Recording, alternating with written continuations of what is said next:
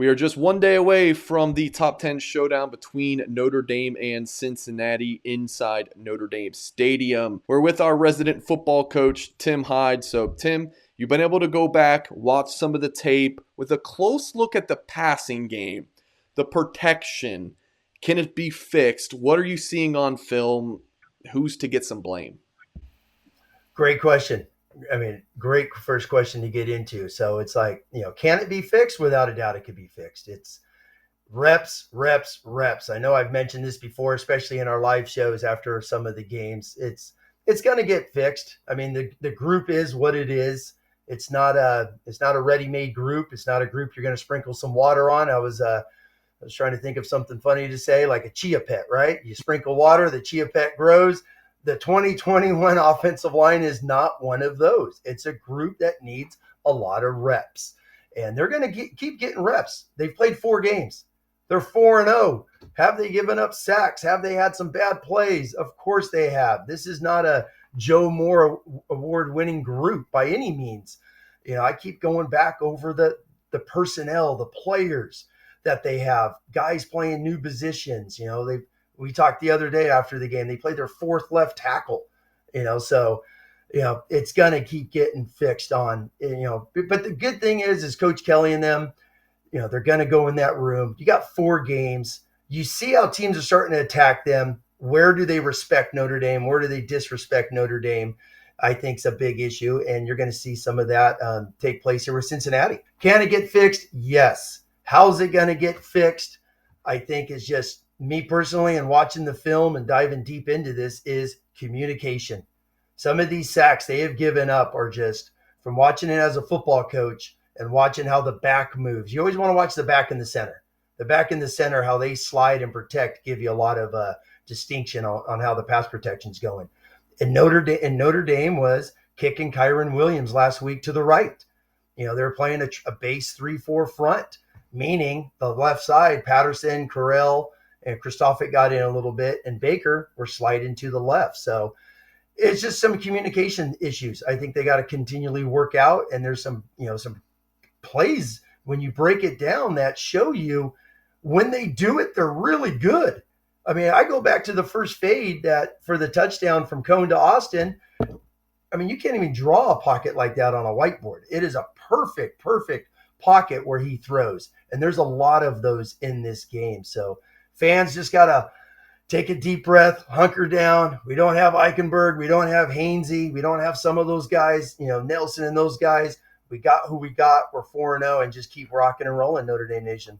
So you're telling me this, all right, it can be fixed here. It's more communication. That's the issue, which then I'm like, man, is that should I feel good about this? Like, can it get worked out that seriously? Because I mean, communication, it's a really good thing, whether it's an important thing, whether it's in marriage or football, you got to be able to communicate. So is it an easy fix? I mean, what do you think, Tim?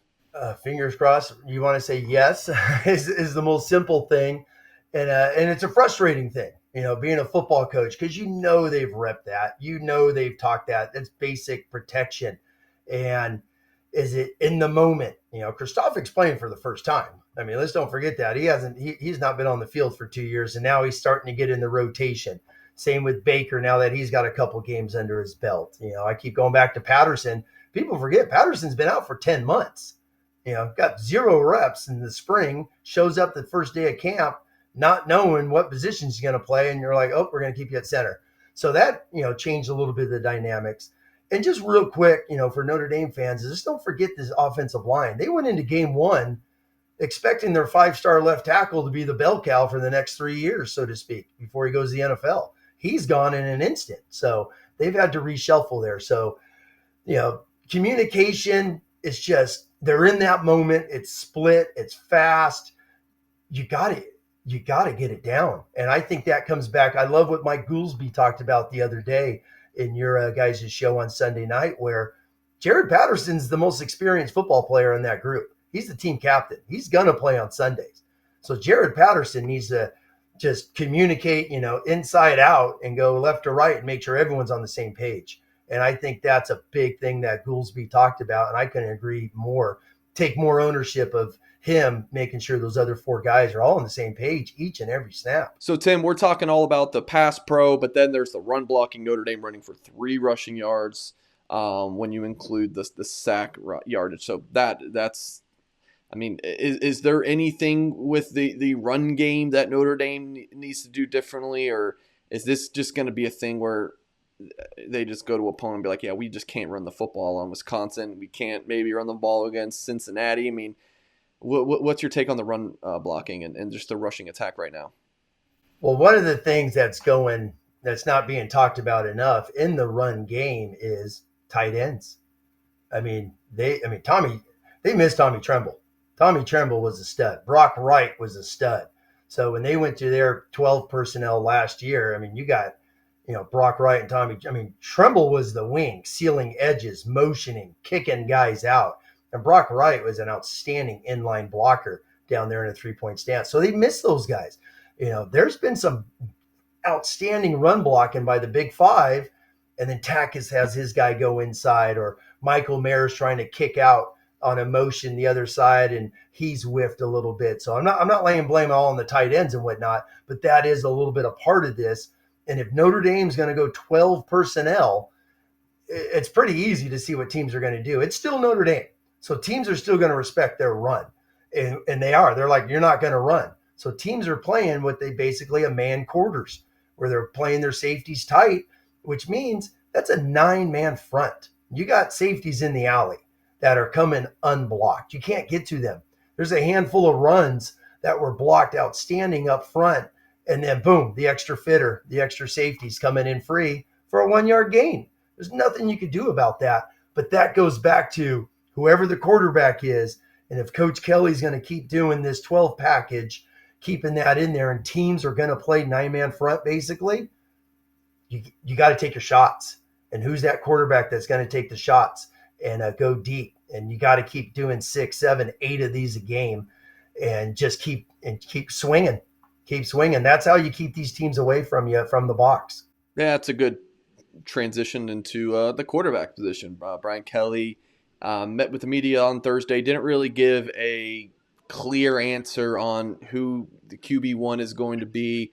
It seems like, Tim, that if Tyler Buckner's healthy, he's going to play. And then if Jack Cohn is the starter, I don't think we'll see much of Drew Pine. I don't know, though. We will just have to see. But if all 3 quarterbacks are at 100% and you are Brian Kelly, what are you doing at the quarterback position, Tim? If all 3 are healthy, who started game 1? Are we back to that scenario? We just throw out everything that's happened, so to speak, and you just go back to Cohn because he's been the day 1 starter. He's been the guy. Is that what they're going to do? It sounds like that is what they're going to do. So, we're not at practice. We're not in those meeting rooms, things of that nature. They're comfortable with Cohn. They are comfortable with Cohn. But, when you go back and watch the film, especially the last 2 games, and even in the Wisconsin game, there's 1 sack, by the way. There's 1 sack that Wisconsin gets where Jack Cohn, get out the stopwatch again. It's nearly 5 seconds. I had to do a double take. There's one of the sacks, he holds the ball for 5 seconds. You can't do that in college football. And the O-line gets a sack, the defense is hooting and hollering, and everyone says the O-line stinks. Holding the ball for 5 seconds. And let's don't forget on the other one, when they got to the goal line, he trips over himself. A few of those things. And Cohn's been a little inconsistent, obviously early on the last 2 weeks. So is Notre Dame going to stick with that? Buckner, it sounds like just, coach speak from Coach Kelly. They're, he's just a package guy. Sounds like they're just going to come in, Buckner, change of pace, and do some of the spread option, unbalanced sets, and run the ball. But if Cohn comes out, he's shaky, his ankle's a little sore, you got to go Drew Pine early. All right, so Tim, prediction time. Talk a little bit of Cincinnati. Cincinnati seems about a 3-point favorite or 2.5-point favorite, depending on where you're looking and the time of day. What do you expect to see from Cincinnati? Like, how big of a threat are the Bearcats? And then also give us your score prediction before we get you out of here, Tim. Sure. Are they a threat? Heck yeah, they're a threat. You got to respect, Coach, Fickle there. He's done a great job. Number one, he's a Buckeye. He's an Ohio State Buckeye. That guy's won a lot of football games. He was, a great football player playing under John Cooper. He's been around, obviously, Tressel, learned a ton from Urban Meyer. So you got a guy who's built a heck of a football program now. So, yeah, a lot to be concerned without a doubt. But at the same time, this is not some SEC juggernaut now coming in. All right. This is, no disrespect or whatever, but Cincinnati's making this to be their Super Bowl. They're on Twitter today. You got the uniform hype, just some of the words that have been said from their players and things of that nature. It doesn't seem like they respect Notre Dame a little bit. So I think Notre Dame's going to play with a little bit of fire. And I say that why? These games are the norm in South Bend. All right. These are, top 10 matchups don't happen once in a blue moon for Notre Dame. I mean, they've had a couple of them over just the last couple of years. These are the norm.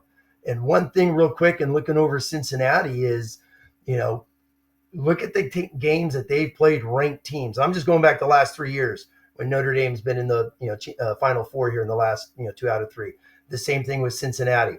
2018, they played one ranked team. Central Florida lost. 2019, they played a top 10 team, Ohio State, 42-0 Ohio State. They played Memphis twice and lost in 2 top 20 matchups. And who's Memphis coached by? Mike Norvell, who Brian Kelly's beaten twice now. And then last year, as good as that football team was, and obviously it's a great football team because Brian Kelly went and got their D coordinator in a bidding war with LSU and wanted Cincinnati's defense. So it's a heck of a football program. But they didn't play a ranked team last year until the bowl game with Georgia. And I know it was a tight game. I know they had the lead, but let's be honest. If Georgia's not in the Final Four, who's played for them in the bowl games recently? They got all their guys opt out and going pro. So, Coach and Kirby Smart's used their bowl games as almost a spring football lately. So this is new for Cincinnati. I'm going Notre Dame. And one little tidbit, just going back in time real quick, was I started thinking, when was the last time Notre Dame played an upstart that's not a Power 5 in a big game? 2015. Remember Temple? They played Temple on Halloween. Everyone's hyping up Matt Rule and Temple and all these guys. Great football game, no doubt about it. Almost the same type of atmosphere, a little disrespect. Everything was Temple. This week, everything's been Cincinnati being favored, coming into South Bend where Notre Dame hasn't lost since the Georgia game, for crying out loud, and they got no respect. So I'm going to go back. I'm not a big prediction guy and whatnot, so I'm going to use the 2015 Temple game as my model, and that score was 24-20 Notre Dame. I'll stick with 24-20 this week, Notre Dame. I'm picking 28-21 Notre Dame because I can't afford to ever pick Notre Dame to lose again because I get slammed for it. But no, in all honesty, I just don't think Notre Dame, I refuse to pick them to lose a home game. So that is my take on that. Mike Singer, Tim Hyde, we're out of here. Make sure you hit that thumbs up. Tim will not be with us on the post-game show after Notre Dame Cincinnati. We will catch you guys next time.